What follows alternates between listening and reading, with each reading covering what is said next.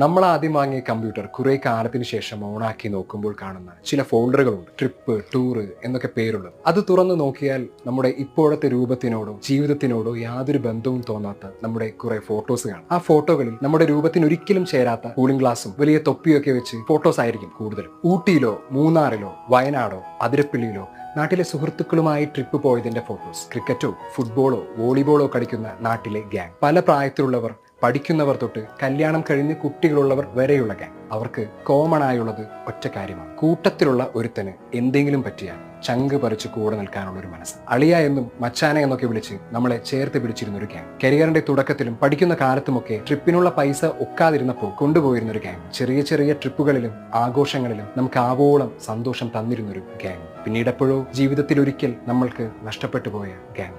നിങ്ങൾക്കും ഉണ്ടായിരുന്നു അങ്ങനെ ഒരു ഗ്യാങ് എങ്കിൽ ടിക്കറ്റ് എടുക്കുക മഞ്ഞുമൽ ബോയ്സിൽ. ആ ഒരു ടിക്കറ്റ് നിങ്ങൾക്ക് ആ കഴിഞ്ഞ കാലം മടക്കി തരും.